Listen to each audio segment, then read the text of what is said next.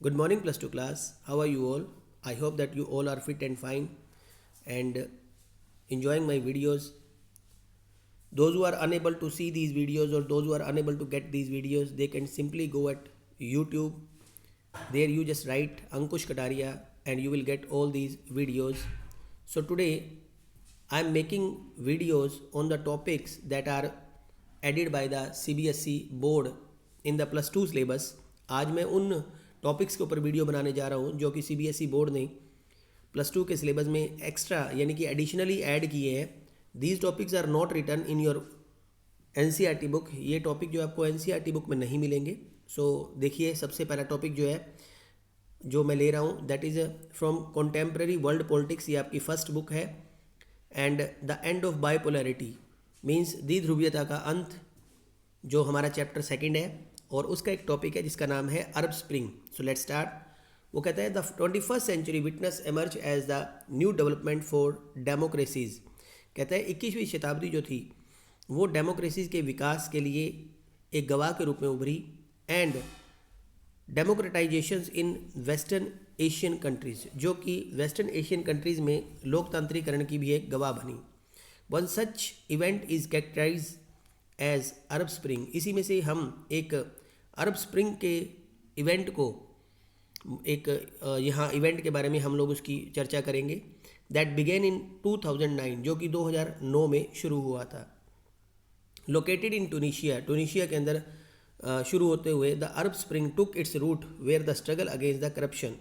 कहता है टूनिशिया में रहते हुए जो अरब स्प्रिंग की जड़ें जो थी, where the struggle against the corruption, जो कि ये स्ट्रगल जो शुरू हुआ था मेनली करप्शन, भ्रष्टाचार, अनएम्प्लॉयमेंट, बेरोजगारी और पॉवर्टी जो कि गरीबी, ये तीन इश्यूज़ के लिए जो था वो इस संघर्ष को शुरू किया गया था बाय द पब्लिक, लोगों के द्वारा.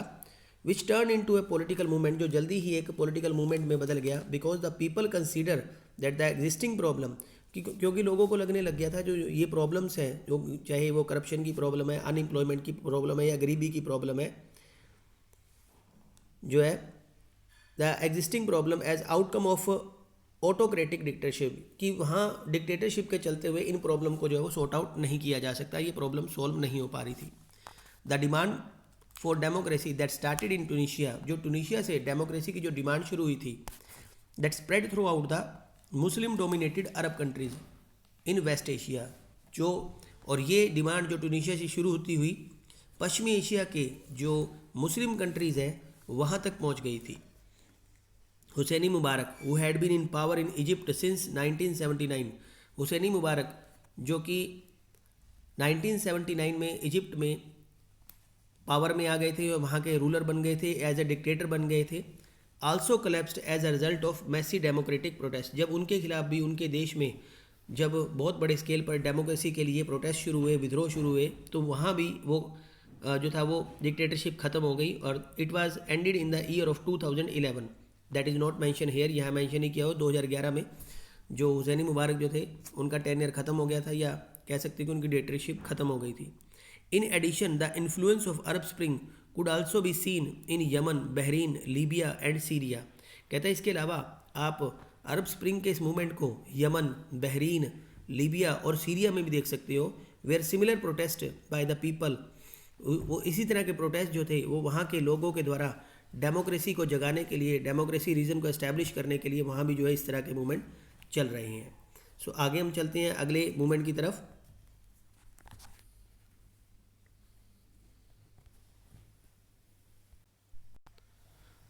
So let's start the next topic. The next topic is new centers of power. Our next chapter, chapter number 3rd, unit number 3rd, in which the topic is added that the name is BRICS.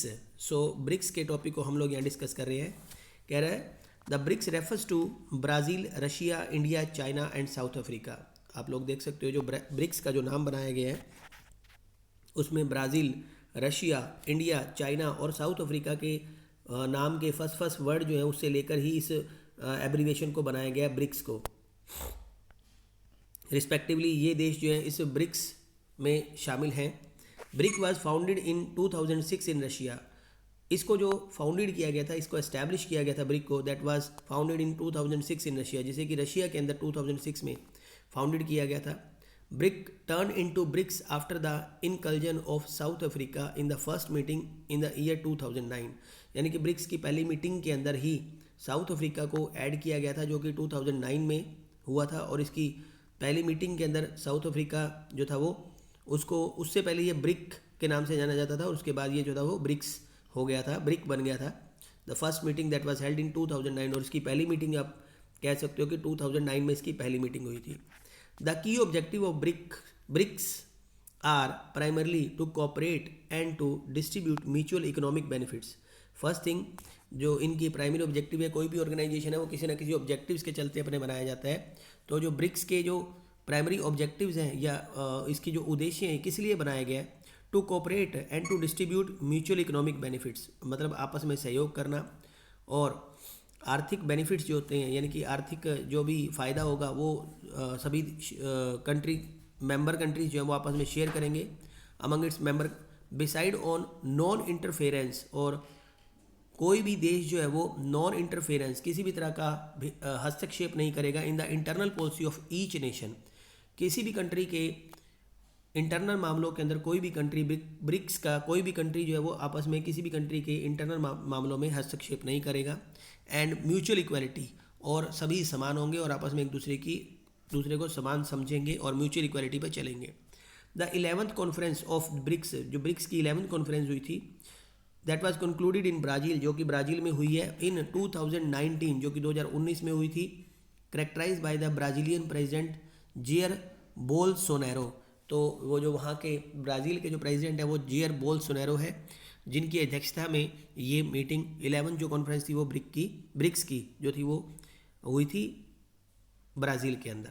So next है हमारा जो topic है that is सब unit Russia. अगला जो हमारा topic है वो हम रशिया के बारे में डिस्कस कर रहे हैं। देखिए, Russia has been the largest part of the former Soviet Union even before the disintegration. कहते हैं रशिया जो था has been the largest part, सबसे बड़ा हिस्सा था सोवियत यूनियन का before its disintegration. As you know very well कि the Soviet Union was disintegrated in 1991। 1991 में सोवियत यूनियन जो था वो, सोवियत संघ जो था वो बिखर गया था, और उसके बिखरने के बाद रशिया जो था वो एक बहुत बड़ा इसका हिस्सा बन के उभरा था, और पहले भी इसका बहुत बड़ा एक पार्ट था। आप देख सकते हो दुनिया में सबसे बड़ा जो कंट्री है वो रशिया ही है। After the dissolution of the Soviet Union in late 1980s and early 1990, Russia emerged as the strong successor of USSR. कहते हैं after the dissolution of Soviet Union, Soviet Union के लेट सोवियत यूनियन जो कि 1980 से 1990 के बीच में बात कर रहा है, कि रशिया जो था वो सबसे बड़ा सक्सेसर बन के उभरा था यूएसएसआर का। The union of Soviet socialist Republic, ये यूएसएसआर की फुल फॉर्म है बेटा। Russia GDP is currently 11th in the world. आज रशिया की जो जीडीपी है, ग्रोस डोमेस्टिक प्रोडक्शन, यानी कि जो घरेलू सकल उत्पाद है, वो आज दुनिया में 11th नंबर पे आती है। Russia has reserve of mineral natural resources and gases. Russia के पास मिनरल है, रिसोर्सेज हैं, नेचुरल रिसोर्सेज हैं और गैसेस का भंडार है। मेक्स इट पावरफुल कंट्री, जो कि इसे पूरी दुनिया में बहुत पावरफुल कंट्री बना देती है। In addition Russia is a nuclear state. आज आप जानते हैं कि रशिया जो है वो एक न्यूक्लियर, जिसमें परमाणु शक्ति संपन्न देश है, और कह सकते हैं कि एक न्यूक्लियर कंट्री है with a huge stock of sophisticated weapon, जिसके पास आज दुनिया के बहुत ही घातक हथियार का एक बहुत बड़ा जमावड़ा है। Russia is also a permanent member of UN security council, और रशिया जो है आज यूएन की सिक्योरिटी काउंसिल का परमानेंट मेंबर है, जो कि अर्लियर यूएसएसआर था। यूएसएसआर की परमानेंट मेंबरशिप की जो सीट जो थी वो रशिया को उसके सक्सेसर के रूप में दे दी गई थी। It is written council card P5। P5 means permanent 5 जो कंट्रीज़ हैं जिनको वीटो पावर भी दी गई है, इसलिए यहाँ P5 लिखा हुआ है। So this is all about the 3 topics. फिर नेक्स्ट वीडियो में हम अगले टॉपिक पे डिस्कस करेंगे।